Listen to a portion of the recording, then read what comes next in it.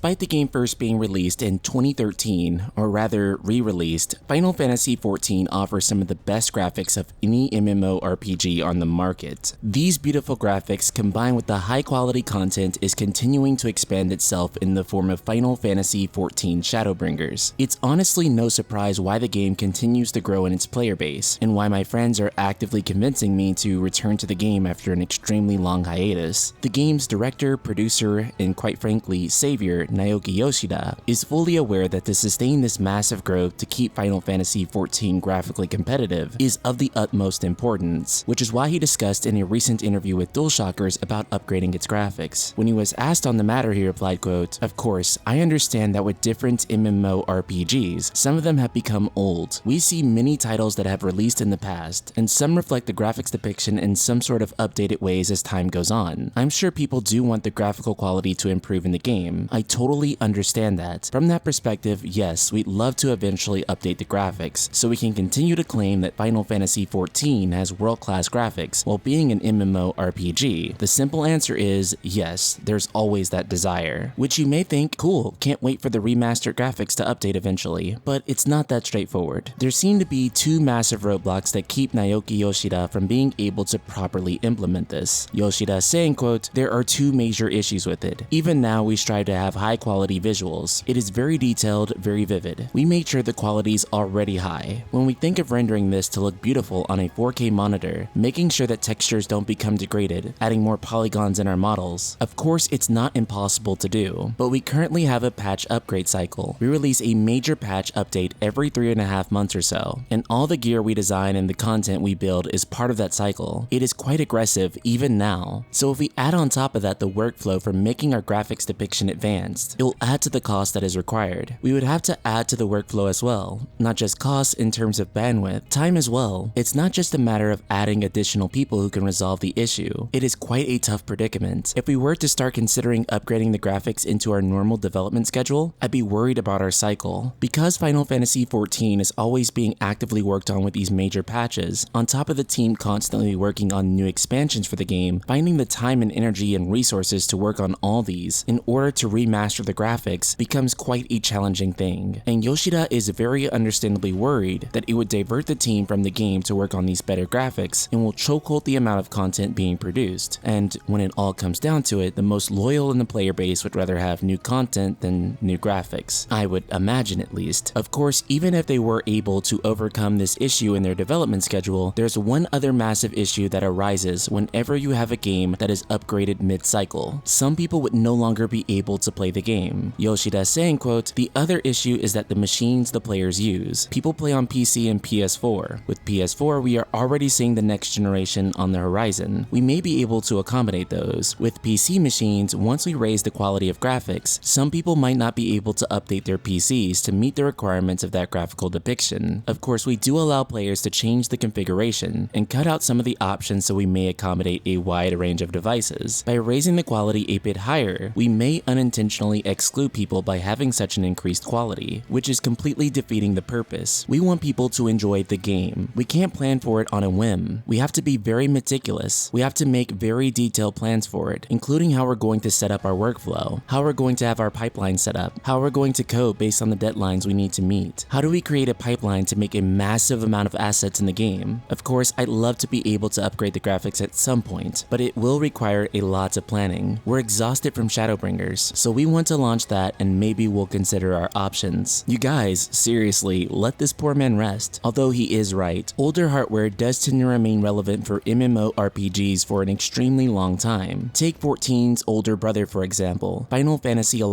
an MMORPG released in 2002, which could be played on PlayStation 2, yes, PS2, all the way up until 2016. And you can believe there was someone out there who was still actively playing the game on PS2 until the day it was shut off. Square Enix always wants to keep these games alive and relevant, especially with them being mainline Final Fantasy games. For this reason, Square has contracted South Korean developer Nexon to rebuild Final Fantasy XI in Unreal Engine 4 for mobile phones, operating under the placeholder title Final Fantasy XI Reboot. While details about this version of the game are still scarce, despite the announcement being made some time ago, the game is still coming, though it's taking some time to update all the graphics. A letter to Nexon shareholders released in March of this year, briefly mentioned that the game is still under development, stating that the company's partnership with Square Enix has been difficult but fruitful. And judging from the screenshots, the game looks a lot sharper than it previously did, but only time will tell how this version stacks up. So Ultima Weapons, do you want to see Final Fantasy XIV receive updated graphics with the turn of the generation? Or do you think the game is fine the way it is? Subscribe, click the bell icon, and let me know in the comments below. And if you've been enjoying my content, be sure to check out the Patreon for the Night Sky Prince, like Chelsea Ludwig, who's helping support this community actively. I can't thank them enough. Shout out to Chelsea and the rest of the Ultima community.